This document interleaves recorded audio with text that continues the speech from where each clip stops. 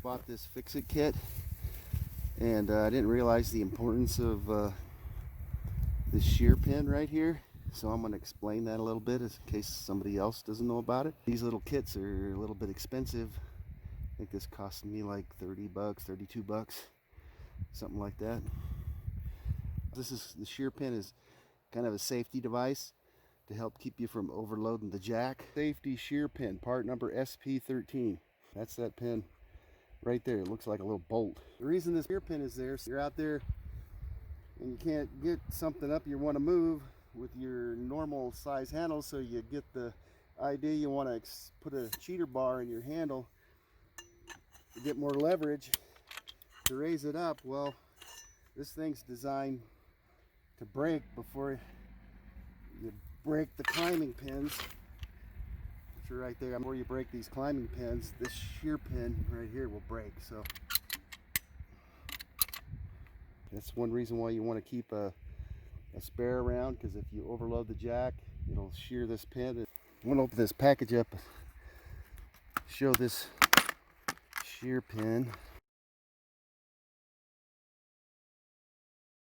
That's the shear pin right there. Got a little nylock nut on there to keep it from coming off. I don't know what happened to my original one. I don't know if I overloaded or whatever, but I looked at it one day and that shear pin wasn't in there anymore, so I had to buy another one. You may not want to get the bright idea to put in a grade 8 bolt or something in there to replace it. It won't fail before the jack fails in, probably. Let's take a closer look at this jack. The end screen of this video, I'll list a playlist I have for the high lift jack, which includes some other videos I've done for the high lift jack, and also other videos that I've seen that I like other people have done for the high lift jack. Check out that playlist and you can get a pretty comprehensive list of videos on the high lift jack. So, see where this shear pin goes. It goes right in here. Holds this.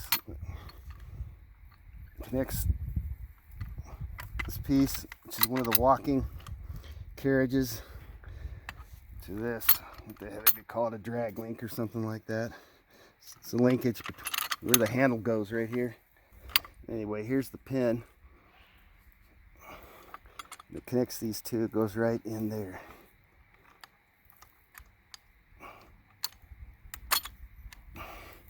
Put the nut on there. Tighten it down so the nylock holds it securely.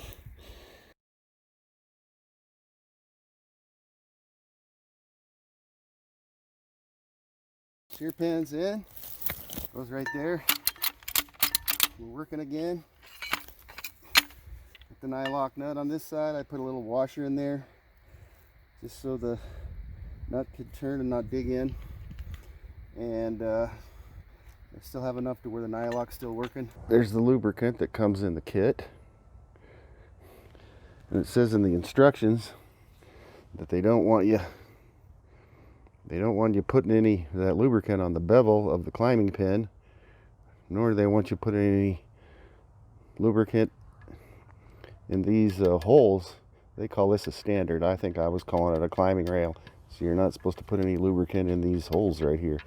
Not sure why that is, but that's what it says in the instructions. And I think maybe it's these rails. I never really lubricate them though. There's a couple other spots, but anyway, that's the point I wanted to make. I wanted to show my little protection device I put on here. This piece of PVC. Get it off here.